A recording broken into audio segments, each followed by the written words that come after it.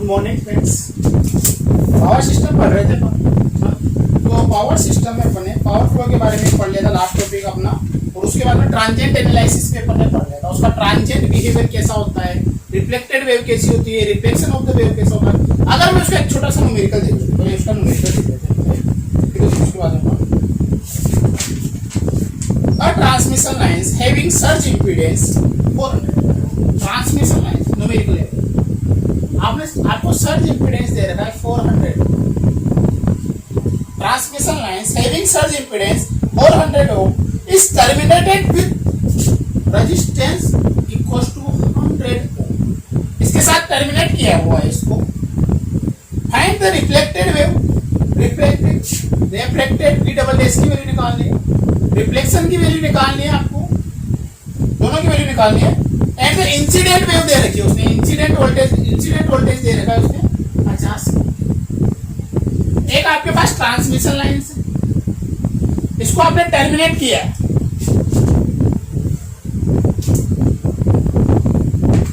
और transmission line से इसका इंपीडेंस है आपके पास, सर्ज इंपीडेंस है 400 ओम।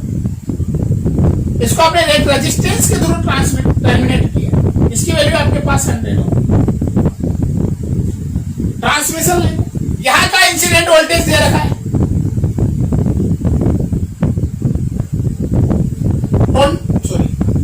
50 केवी, और यहां पे आपको निकालना है रिफ्लेक्टेड और रिफ्लेक्शन। सोचो कैसे अपन इसको निकालते हैं। एक मिनट,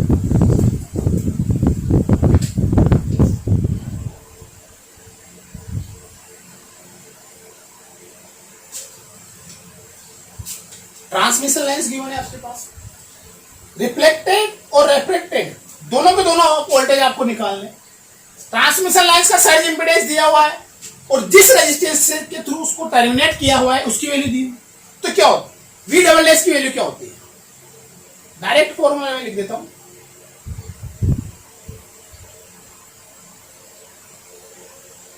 ये लिखा था 2R divided by R plus Z into V. अगर मैं इसमें वैल्यू पुट करूंगा 2 into 100 divided by 100 plus 400 500 into 50। इसको सोल्व करेंगे आप,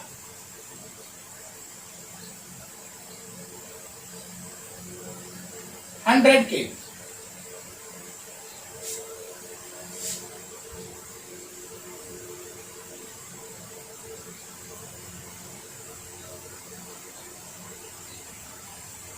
सॉरी 5 to 5 भी कैंसिल हो गए, 20 केवी। 20 केवी वोल्टेज आपके पास इधर जाएगा, वापिस कितना होगा वी डेस।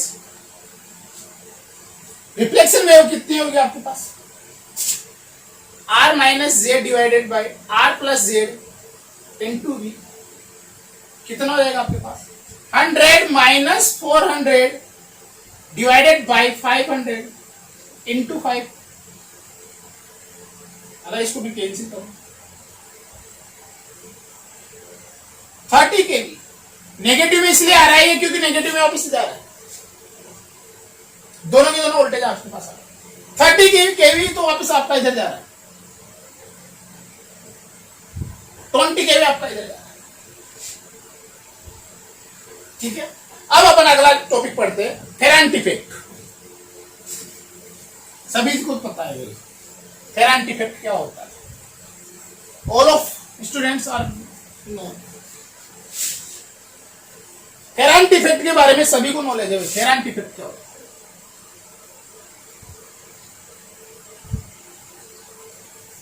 फेरांट इफेक्ट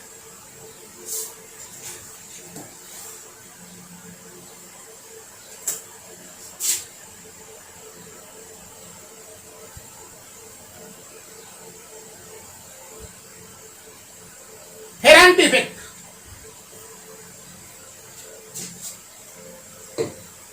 आज ब्लैक यूज करते हैं। फेरांट इफेक्ट के बारे में अपन डिस्कस करें, इसको बाद में करेंगे। 1 minute.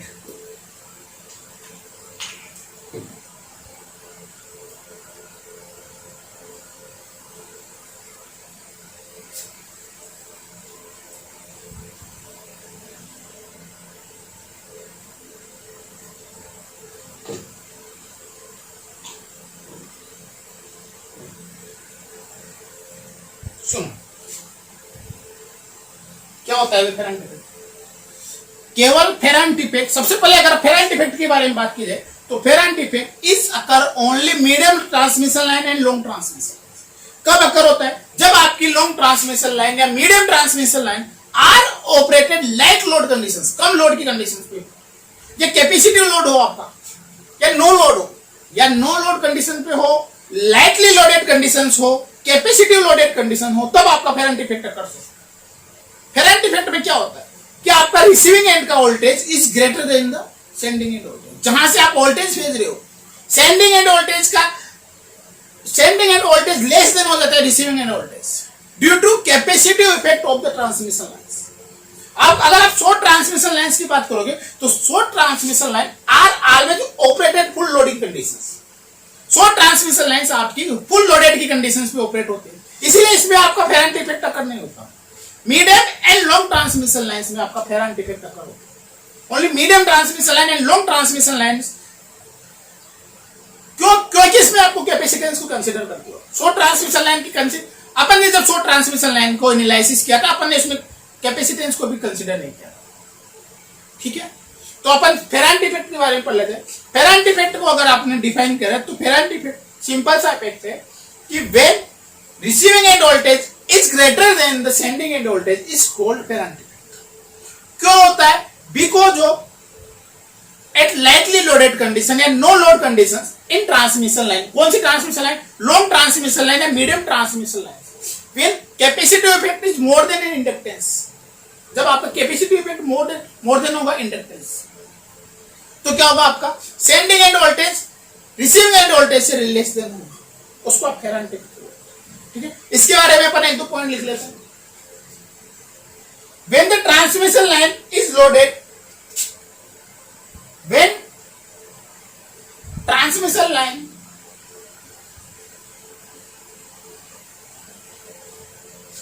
is no load condition, no load condition, या तो नो लोड की कंडीशन होगी या lightly loaded condition,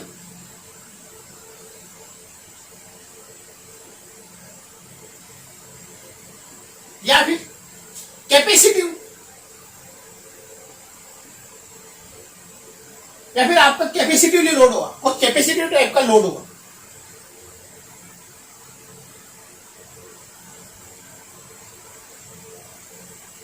When the transmission line is no load condition हो, lightly loaded हो, कैपेसिटिव लोडिंग कंडीशन।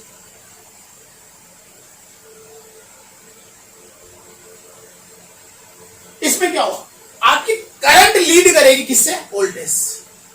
करंट आपकी लीड करेगी वोल्टेज।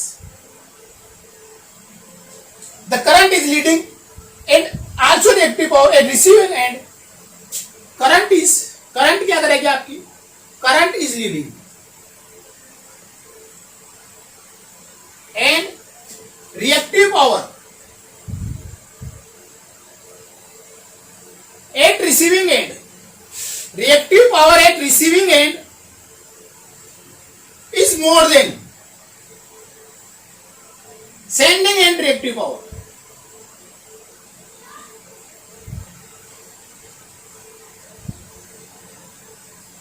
आपके रिसीविंग एंड पे रिएक्टिव पावर की क्वांटिटी सेंडिंग एंड की रिएक्टिव पावर से ज्यादा हो जाएगी, क्योंकि आपकी करंट लीड कर रही है।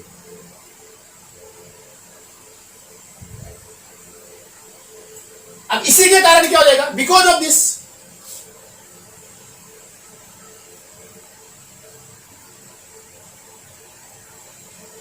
because of this voltage at receiving end is greater than the sending end voltage।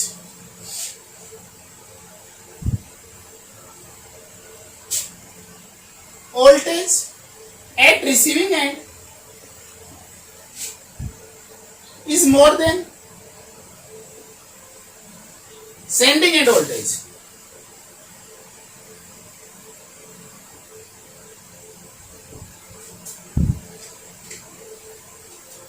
This is considered as ferrant effect। This is considered as ferrant effect। ferrant effect एक बार और देखो। सबसे पहले कौन सी कंडीशन, नो लोड कंडीशन होगी, no load condition होने चाहिए, lightly loaded, no loaded या कैपेसिटी लोडेड। इस कंडीशंस में आपकी करंट लीड करेगी वोल्टेज से। Current is leading in nature, current is leading in nature and reactive power at the receiving and is greater than the sending end voltage, sending end reactive power. Receiving end पे आपकी reactive power ज्यादा होगी sending end, then receiving end का voltage आपका more than हो जाएगा किसी sending end voltage. ठीक है, अगर अपन फेजर डायग्राम से इसको देखना चाहते हैं, phasor diagram from phasor diagram,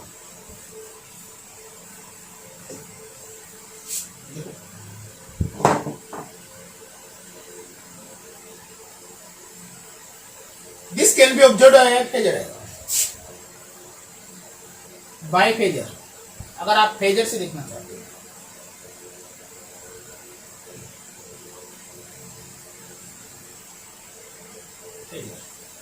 हाँ, आपका ये रिसीविंग एंड का वोल्टेज वी आर, भाई ये तो होगा ना अपन ट्रांसमिशन लाइन में, वीएस क्या हो जाएगा, वीएस क्या हो जाएगा, एक तो V R plus J I A R A plus J I A XS, ये तो होगा, वी आर ले लेना। अब मैंने बोला कि आपकी जो करंट है ना वो लीडिंग इन नेचर की है, मतलब इस वोल्टेज से, रिसीविंग एंड के वोल्टेज से आपकी करंट लीड करेगी, ये मैंने आई। अगर मैंने ये आई आर ड्रॉ किया तो आपका I R into R draw किया होगा, उसको मैं थोड़ा सा इसी की पैरेलल बना देता हूं, ये आपका आई और आई आर इंटू एक्स ड्रॉ किया होगा।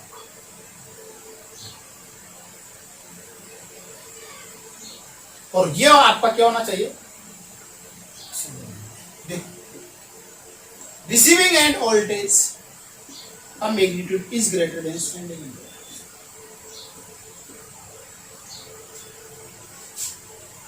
ये वाला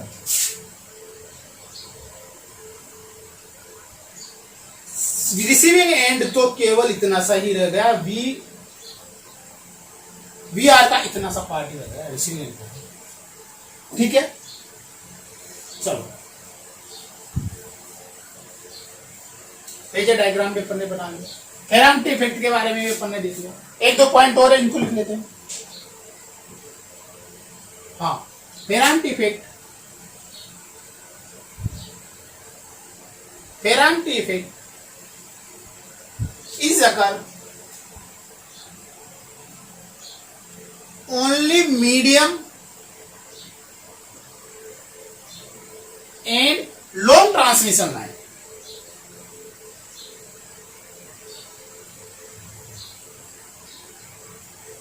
आपका फेरांट इफेक्ट केवल मीडियम और लॉन्ग ट्रांसमिशन लाइन में होते हैं। द शॉर्ट ट्रांसमिशन लाइन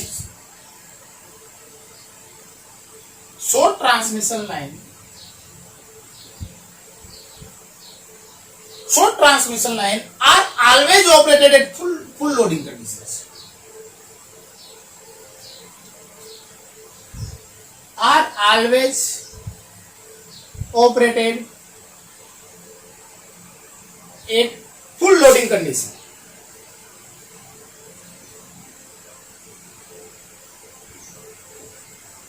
जब आपकी कोई भी transmission line full loading condition पे ऑपरेट होगी तो यहां पे फेरांट इफेक्ट अकर होने की पॉसिबिलिटी नहीं, क्योंकि फेरांट इफेक्ट तो या तो नो लोड की कंडीशन में होगा या लाइटली लोडेड की कंडीशन में होगा या फिर कैपेसिटिव लोडिंग की कंडीशन। ठीक है, अगर ये lighting loading no full loaded की कैपेसिटी है आपके पास वो ट्रांसमिशन, इसलिए यहां पे आप so Ferranti effect is not seen, इसलिए so Ferranti effect is not seen. आपका फेरांट इफेक्ट का पता ही नहीं चलता आपको, इसमें फेरांट इफेक्ट अकर भी नहीं होता है ना।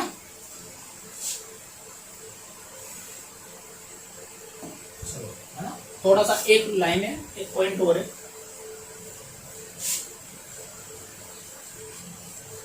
फिर अपन अगला टॉपिक पढ़ेंगे ना, एक या दो पॉइंट हो गए। with high voltage at receiving end, with high voltage at receiving end, high voltage at receiving end, reflection will be take place.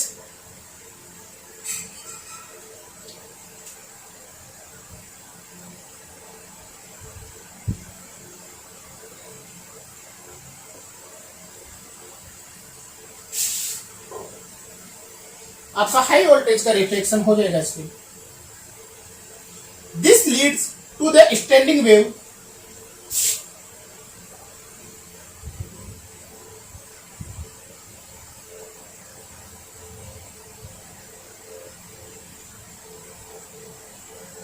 This leads to standing wave. Therefore, it is always suggested. Therefore, it is always suggested. It is always suggested to it to leave it. इसको छोड़ने के लिए. The receiving end voltage to sending end voltage के लिए.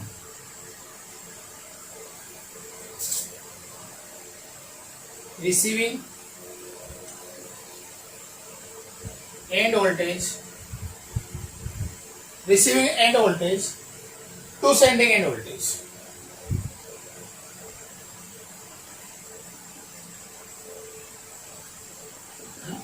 क्योंकि आपके क्या होता है इसमें हाई वोल्टेज ऑपरेटेड होता है तो आपका हाई वोल्टेज का रिफ्लेक्शन होगा, हाई वोल्टेज का रिफ्लेक्शन होगा, है ना.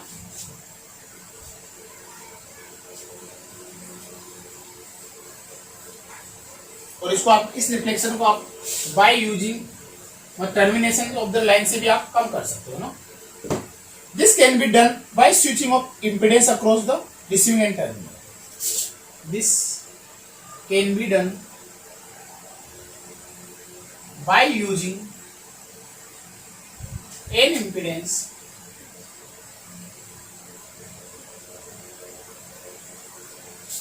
this can be done by using n impedance across receiving end terminal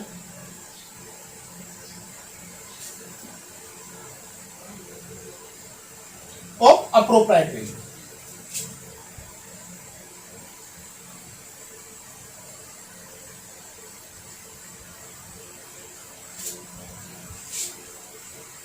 This can be done by switching n impedance across the receiving end terminal of appropriate value. That can be calculated.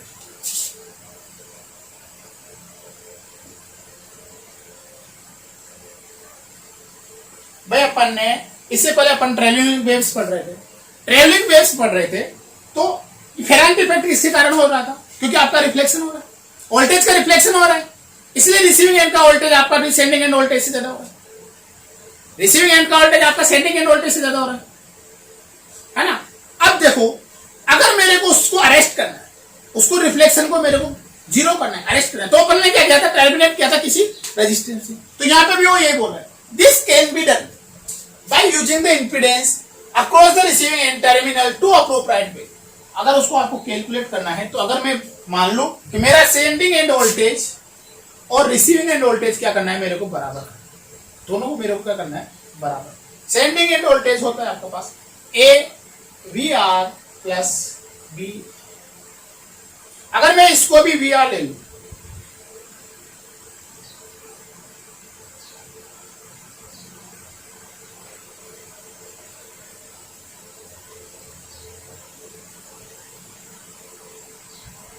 और अगर मैं यहां से V R divided by I R, जो कि आपके पास receiving end पे आपका रेजिस्टेंस जिससे आप टर्मिनेट करने वाले हो, उसका अगर वैल्यू निकालोगे तो क्या आ जाएगा आपके पास? V divided by 1 minus. इस वैल्यू के रेजिस्टेंस से अगर आप उसको टर्मिनेट कर दो तो आपका फिर एंटी इफेक्ट नेग्लिजिबल हो जाएगा और आपका कोई रिफ्लेक्शन नहीं होगा। आपकी line as a flat line या इनफाइनाइट ट्रांसमिशन लाइन की तरफ वर्क करेगी। कोई आपका रिसीविंग एंड का वोल्टेज ज्यादा नहीं होगा, लेकिन सेंडिंग एंड वोल्टेज और रिसीविंग एंड वोल्टेज आपका बराबर हो जाएगा। मैंने वही कंडीशन यहाँ पे अप्लाई की है। अपन इस कंडीशन को ट्रेवलिंग वेव में भी पढ़ चुके हैं, ठीक है। ये आपका फेरेंट इफेक्ट कंप्लीट हो चुका। अब देखो, चलो ये कंप्लीट हो गया फेरेंट इफेक्ट। छोटा सा टॉपिक है, 2-3 लाइन का टॉपिक है, ज्यादा नहीं है, ज्यादा टाइम नहीं लगेगा इसमें, है ना, लेकिन अच्छा टॉपिक है, कभी कभी आ जाता है। गेट के पॉइंट ऑफ व्यू से बहुत इंपोर्टेंट गेट में आता है, अक्सर गेट में इसका क्वेश्चन आता है। क्या होता है, कोई भी ट्रांसमिशन लाइन का टावर होता है, ट्रांसमिशन लाइन का जो टावर होता है उसके साथ साथ अपन कम्युनिकेशन लाइन भी लगाते हैं। उसके बिलो में ट्रांसमिशन लाइन के कंडक्टर के टावर के उसी टावर पे सेम सपोर्ट पे अपन कम्युनिकेशन लाइन भी लगाते हैं। तो क्या उन कम्युनिकेशन लाइन पे ट्रांसमिशन के कंडक्टर्स के फील्ड इफेक्ट, ट्रांसमिशन है आपके पास, conductor A and B and C, तीनों कंडक्टर है आपके पास। जब तीनों कंडक्टर में आपके पास करंट है, वोल्टेज हाई करंट है, हाई वोल्टेज, तो उन करंट के साथ आपके साथ इलेक्ट्रिक फील्ड भी होगा, मैग्नेटिक फील्ड भी होगा, इलेक्ट्रोस्टैटिक फील्ड भी होगा, मैग्नेटोस्टैटिक फील्ड भी होगा, दोनों फील्ड होगा। तो दोनों फील्ड में अगर वो दोनों कंडक्टर कम्युनिकेशन लाइन के कंडक्टर रखे हुए हैं, तो क्या उसमें कुछ ना कुछ इंटरफेस होगा, क्या उसमें कुछ ना कुछ वोल्टेज इंड्यूस हो जाएगा, क्या वो उसके कम्युनिकेशन के जो आपके ऑपरेटर्स है वो क्या डैमेज हो सकते हैं। ये इसका इंटरफेस अपन को। Next, interface of communication lines with power lines. Interface of communication, interface of communication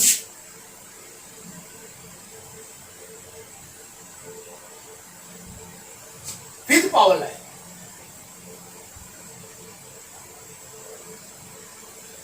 maximum time पे क्या होता है अपने पास, सेम सपोर्ट पे सेम टावर पे ट्रांसमिशन लाइंस भी होती है, पावर लाइन भी होती है, कम्युनिकेशन लाइन भी होती है।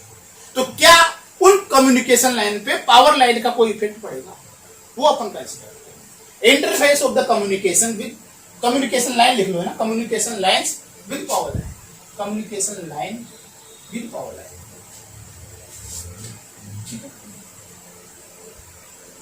एक दो पॉइंट लिख लेते हैं पर इसमें ना, थ्योरेटिकल है, ज्यादा न्यूमेरिकल है नहीं, ज्यादा डेरिवेटिव पार्ट नहीं है, थ्योरेटिकल है, तो उसमें अपन थोड़ा सा लिख लेते हैं ना। Communication line and power line are transmitted, communication line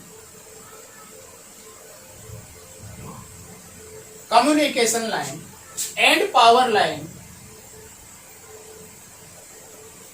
are transmitted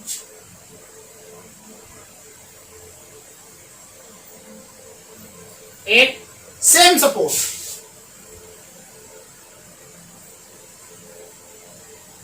पहला पॉइंट कि आपकी कम्युनिकेशन लाइन और पावर लाइन सेम सपोर्ट पे ट्रांसमिटेड, सेम सपोर्ट पे लगी हुई, सेम लाइन सपोर्ट लिखो है ना, same line support.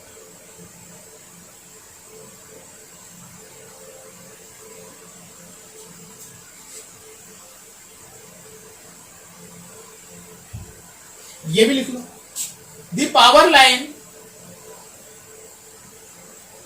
Are always above the communication line.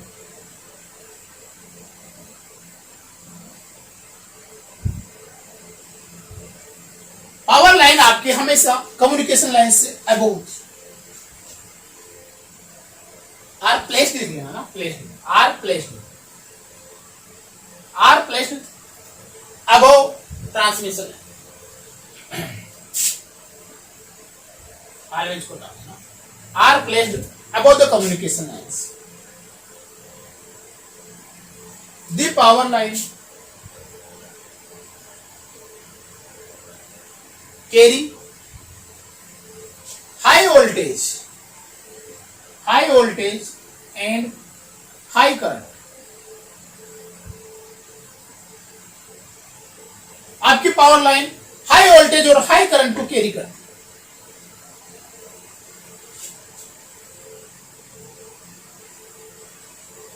इसके कारण, इसी के कारण can can cause high voltage के कारण क्या हो जाएगा इलेक्ट्रोस्टैटिक फील्ड, और हाई करंट के कारण क्या हो जाएगा इलेक्ट्रोमैग्नेटिक फील्ड। आपने पहले वोल्टेज लिखा है तो पहले electro can causes electrostatic and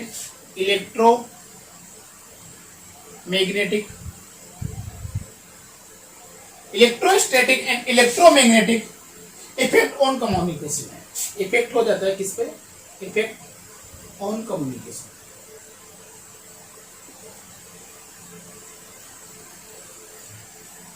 simple सी बात है, क्या आपकी कम्युनिकेशन लाइंस और पावर लाइन एक ही सपोर्ट पे होती है?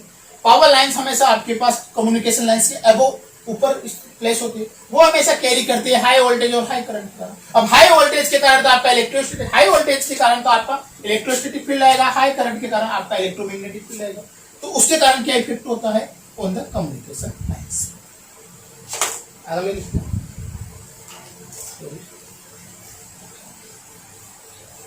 दो चार पॉइंट चलो आगे करते हैं। By static field,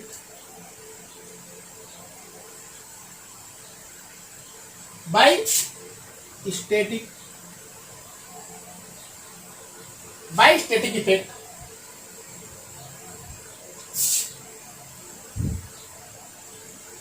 axis voltage induce in communication line.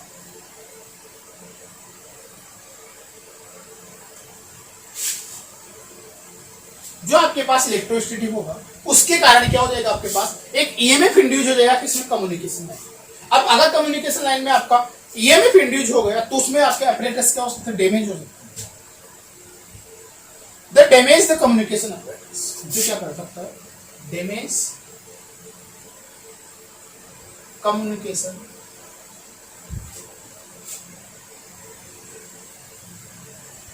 apparatus, जो आपके कम्युनिकेशन apparatus को क्या कर सकता है, डैमेज कर सकता है। The electromagnetic effect causes, electromagnetic effect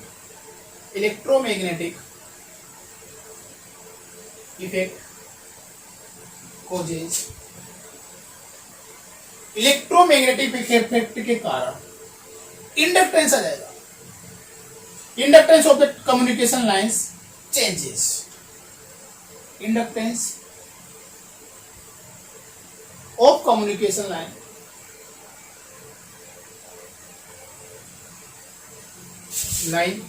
change.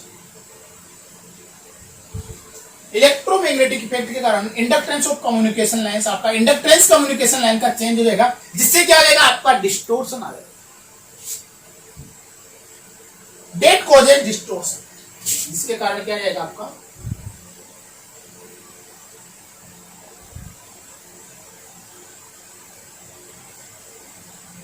Distortion. Electrostatic के कारण आपका ईएमएफ इंड्यूस हो जाएगा, जिसके कारण आपके apparatus डैमेज हो सकते हैं। इलेक्ट्रोमैग्नेटिक के कारण आपका इंडक्टेंस चेंज हो जाएगा कम्युनिकेशन लाइंस का, तो आपका डिस्टोर्शन आपके ट्रांसमिशन लाइंस में आ सकता है।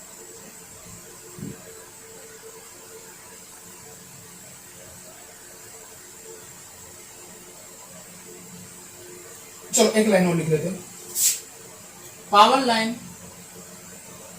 Lines are carry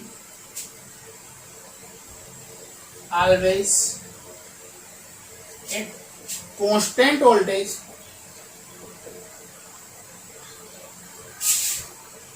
and AC in nature। आपका जो पावर लाइन्स होती है कांस्टेंट वोल्टेज पे एसी को ले जाती है। The line varying magnetic field, it have varying magnetic field are developed, varying magnetic field are developed, magnetic field are developed. Due to this, magnetic induction is only possible। Magnetic induction is possible, क्योंकि ये ज्यादा high voltage को, आरवेज voltage, constant voltage को और ऐसे nature में आप very करते हैं मतलब ले जाते हैं, तो यहाँ पे क्या होता है, मैग्नेटिक फील्ड आ जाएगा, वेरिंग मैग्नेटिक फील्ड, क्योंकि आप एसी ले जा रहे हो ना, डीसी में ले जा रहे, वेरिंग मैग्नेटिक फील्ड आ जाएगा, उसके कारण भी क्या हो जाएगा आपके पास, due to this varying magnetic field are developed, और मैग्नेटिक फील्ड के कारण क्या आ जाएगा आपके पास, मैग्नेटिक इंडक्शन इज पॉसिबल, है ना, जिसे मैं ट्रांसमिशन लाइन कंसीडर करता हूँ, जिसे अपन अगर इसको देखना चाहे तो एक ट्रांसमिशन लाइन कंसीडर करते हैं। ए बी सी 3 कंडक्टर है आपके पास, ए बी सी 3 कंडक्टर की ट्रांसमिशन लाइन है। इस ट्रांसमिशन लाइन के बिलो आपके पास 2 कंडक्टर है, पी एंड, ये कम्युनिकेशन कंडक्टर है आपके पास, इसमें ये आपके कम्युनिकेशन कंडक्टर, कम्युनिकेशन लाइन से, ये ट्रांसमिशन लाइन से, आपकी पावर लाइन से, इसमें करंट IA है, IB है, IC है, ठीक है, ये इतना समझ में आया। ये वाली लेंथ भी मतलब अज्यूम कर लो कुछ भी, ये वाली लेंथ भी, ये B1 ले लो, कंडक्टर की रेडियस आप स्मॉल r ले लो, अज्यूम कर लो स्मॉल r की कंडक्टर की मेरे पास रेडियस है ना। एक पॉइंट लिख लेते हैं पहले, let's consider configuration with ABC power lines, PQ are the communication line. समझने में आ रहा है ना, समझने में आ रहा है। हाँ, तो अब इसमें देखो, self inductance between conductor A and B, self inductance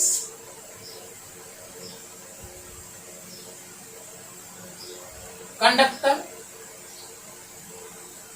between A and B, A and P communication lines, क्या हो जाएगा, 2 × 10⁻⁻⁷ ln d1 divided by r dash, Henry per meter. Similarly, the self inductance conductor between A and Q, LQ,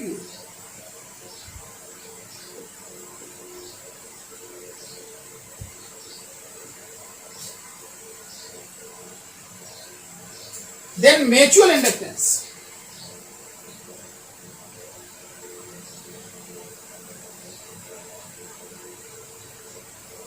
mutual inductance with conductor A and B,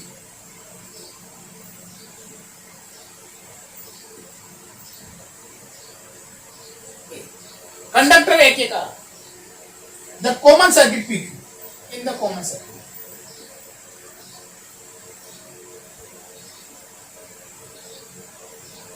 is क्या हो गया, LPQ, LPA minus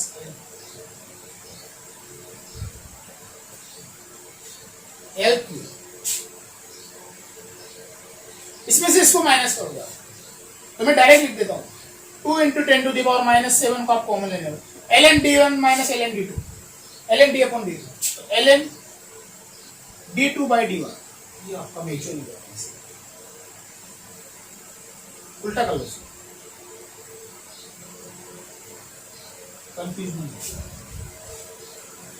अब इसी तरह से ये तो कंडक्टर ए के कारण निकाला, कंडक्टर बी के कारण, कंडक्टर सी के कारण, तो एमबीबी भी आएगा, इसके कारण भी आएगा, इसके कारण भी आएगा, तीनों का म्यूचुअल इंडक्टेंस आ गया। म्यूचुअल इंडक्टेंस इसके पास है, इसके कारण मैग्नेटिक फील्ड है, तो यहाँ पे ये ठीक है, एक पॉइंट और लिखो। Similarly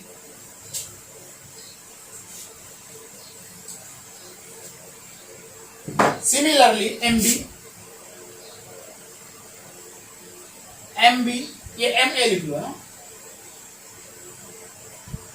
and MC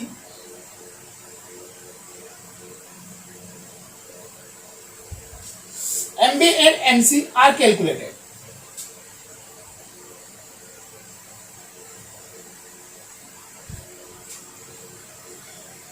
The total mutual inductance with power lines, the total mutual inductance with power line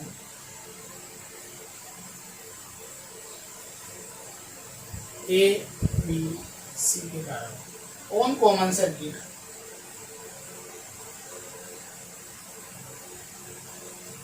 P Q पे क्या हो जाएगा, एम क्या हो जाएगा आपके पास, ए के कारण निकालोगे, बी के कारण निकालोगे, सी के कारण निकालोगे।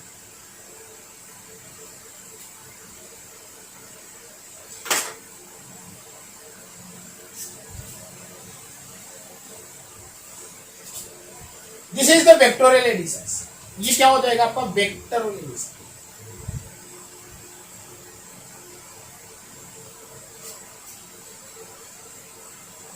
This addition is vectorial additions. The EMF induced in the common lines.